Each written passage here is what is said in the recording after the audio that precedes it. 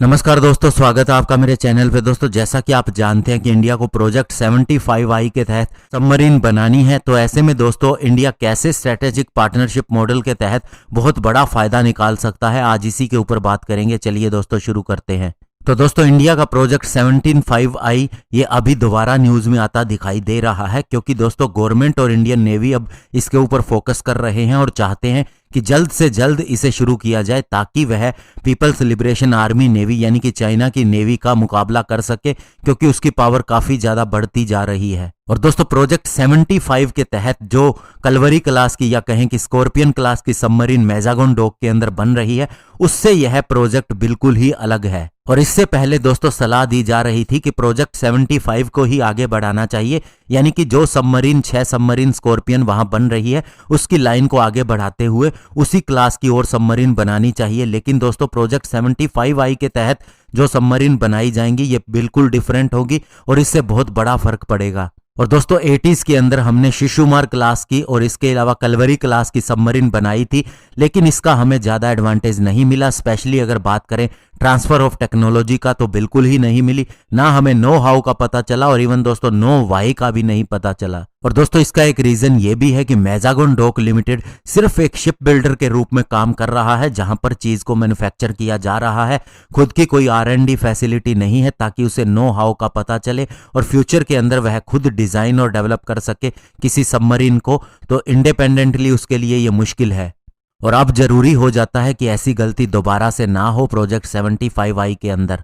और अभी दोस्तों प्रोजेक्ट 75I के तहत जो भी रशियन और फ्रेंच बिडर्स हैं, उन्होंने क्लियरली कहा है कि जो उनके पास ऑलरेडी सबमरीन डिजाइन है वे इंडियन नेवी की रिक्वायरमेंट को सेटिस्फाई नहीं कर सकते। और अब दोस्तों इसके ऊपर बहुत बड़ा काम होगा, बहुत बड़ा डिजाइन और डेवलपमेंट इन्वॉल्व होगा, जिसके तहत न केवल एयर इंडिपेंडेंट प्रोपल्शन सिस्टम होगा, बल्कि दोस्तों वर्टिकल लॉन्च सिस्टम के अंदर ब्रह्मोस को भी लॉन्च करने का सिस्टम होगा इंडियन नेवी की नई सबमरीन के लिए। और अभी स्ट्रेटेजिक पार्टनरशिप मॉडल जो अपनाया जाना है, उसके तहत दोस्तों जो ओरिजिनल इक्विपमेंट मैन्युफैक्चरर है, जिसके पास सबमरीन का डिजाइन रेडी है, वो इसे पेश करेगा और उसके हिसाब से ही इसके अंदर चेंजेस किए जाएंगे, जिससे इंडियन नेवी की रिक्वायरमेंट पूरी हो सके। और इसका दोस्तों असली फायदा तब निकलेगा जो इंडियन पार्टनर होगा इस ओरिजिनल इक्विपमेंट मैन्युफैक्चरर का, उसके अंदर ये कैपेबिलिटी आ जाएगी कि वह फ्यूचर में हमें कोई भी नए डिजाइन की सबमरीन बना के दे दे। और इसीलिए दोस्तों ये सबमरीन डिजाइन की प्रोसेस ऐसी होनी चाहिए कि सारी IP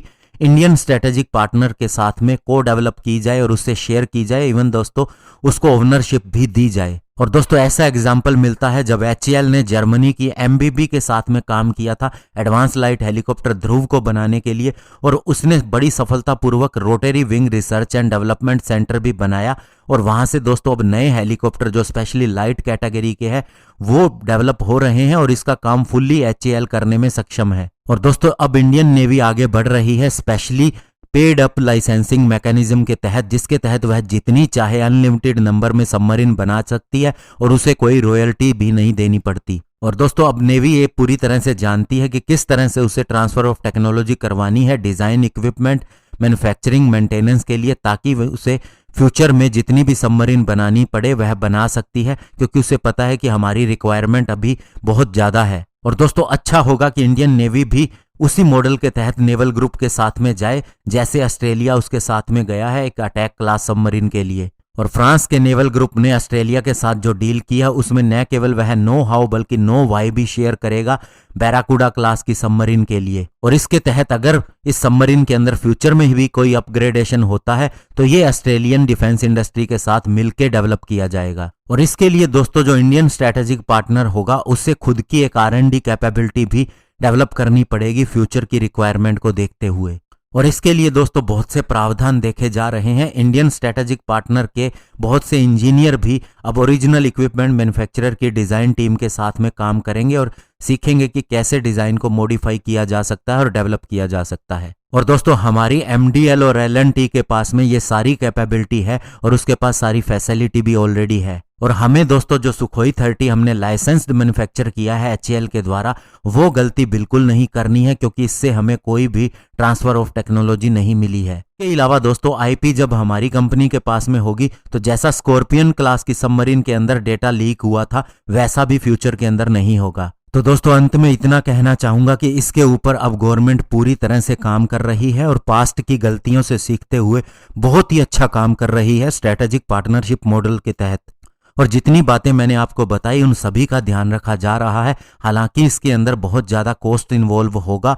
और दोस्तों जब भी ऐसी चीज़ें होती हैं तो कई बार अपोजिशन स्कैम चिल्लाना शुरू कर देता है, जिससे भी हमारे एफर्ट के ऊपर फर्क पड़ता है।